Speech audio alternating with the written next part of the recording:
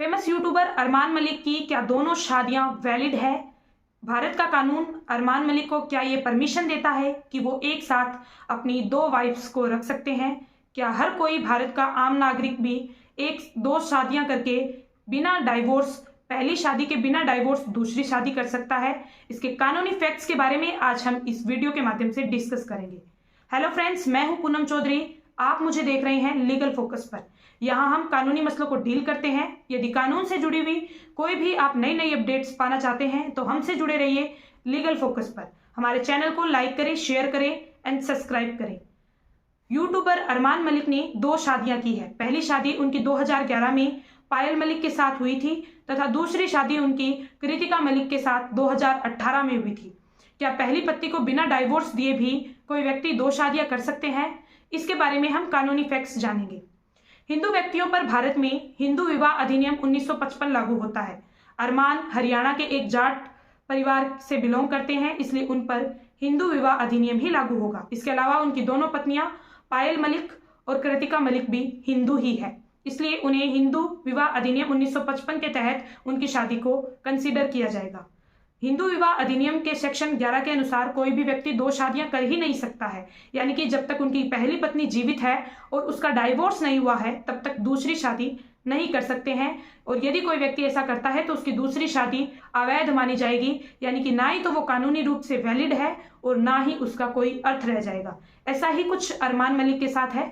2011 में पायल मलिक के साथ उन्होंने कोर्ट मैरिज की थी और उसके बाद 2018 में भी वो अपनी एक वीडियो के माध्यम से दावा करते हैं कि उन्होंने कृतिका मलिक के साथ भी कोर्ट मैरिज की थी। तो इस बात की सत्यता मुझे जहां तक लगता है बिल्कुल भी नहीं है, क्योंकि कृतिका मलिक की शादी अवैध है। जब तक एक जिंदा पत्नी के होते हुए कोई भी व्यक्ति हिंदू विवाह अधिनियम के तहत दो शादियां कर ही नहीं सकता है।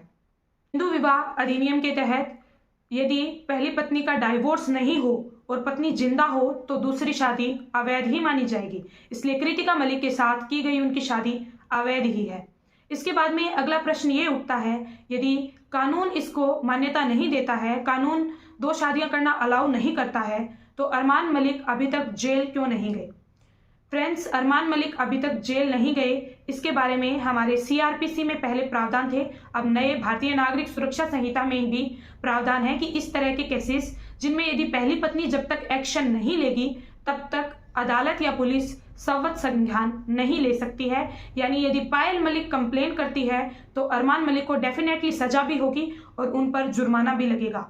कोई भी व्यक्ति भारत में अपनी जिंदा वाइफ के होते हुए और उससे बिना डाइवोर्स लिए हुए दूसरी शादी कर नहीं सकता है। यदि दूसरी शादी करता है तो वो इनवैलिड मानी जाएगी कानूनी रूप से।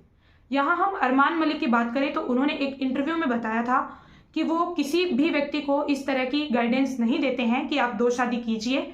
अरमान मलिक, पायल मलिक और कृतिका मलिक कहीं भी आज तक उन्होंने अपने किसी भी व्लॉग और वीडियो के माध्यम से एक इंटरव्यू के अनुसार उन्होंने नहीं बोला है वो बिगेमी को सपोर्ट बिल्कुल भी नहीं करते हैं। उनका कहना है कि उनकी शादी सिचुएशन के हिसाब से हो चुकी है और अब वो अपना खुशहाल जीवन जी की वजह से जो है बना हुआ है। आप सभी को मेरा एक मैसेज है कि जितने भी लोग हैं, आप लोगों को अगर लगता है हम पॉलीगैमी को सपोर्ट करते हैं, ऐसा कुछ नहीं है। तो जितने लोग मुझे सुन पा रहे हैं, ऐसी कोई गलती अपनी ज़िंदगी में मत करना, क्योंकि एक रिलेशन को बनाने के लिए अगर दूसरे रिलेशन के बारे में आप नहीं सोच रहे तो बहुत बड़ी गलती है आपकी। आपको क्या लगता है? इसलिए आजकल के युवाओं को मेरा यही सजेशन है कि किसी को देखकर आप दो शादियां न करें, क्योंकि ना ही तो ये कानूनी रूप से वैलिड है और ना ही हर व्यक्ति एक साथ दो शादियां मैनेज कर सकता है। अब डेली व्लॉगिंग के माध्यम से अरमान मलिक को दो शादियों में अच्छे से खुशहाल जीवन बिताते हुए भी देख रहे हैं, परंतु हर व्यक्ति इस तरह से नहीं कर सकता है। इस तरह दो शादियां मैनेज नहीं की जा सकती है और ना ही कोई लीगल वैलिडिटी है उनकी दूसरी शादी की। इसलिए अरमान मलिक के एक इंटरव्यू के अनुसार उन्होंने अपनी दोनों वाइफ को बराबर मात्रा में संपत्ति दे रखी है। इसका मतलब ये है कि उनकी एक शादी अवैध है। शादी इनवैलिड होने का मतलब है कि उनकी दूसरी शादी के बच्चों और पत्नी को पत्नी माना ही नहीं जाएगा। यदि अरमान मलिक को कुछ भी हो जाता है तो उनके बाद उनके हिस्से की कोई भी प्रॉपर्टी, कोई भी अचल और चल संपत्ति में कृतिका मलिक के बच्चों का कोई भी हिस्सा नहीं होगा। इसलिए अरमान मलिक शुरू से ही अपनी दो शादियों को मैनेज करने के लिए अपने दोनों वाइफ्स के नाम पर अलग अलग संपत्ति करवा रखी है। दोस्तों, दो शादी इंडिया में इनवैलिड है और इसमें 10 साल तक की सजा, जेल, जुर्माना हो सकता है। इसलिए भारत में दो शादियां अलाउ नहीं है। जब तक आपकी पहली पत्नी से आपका डाइवोर्स नहीं हो सकता, तब तक आप दूसरी शादी नहीं कर सकते हैं और ना ही दो पत्नियों को एक साथ रख सकते हैं।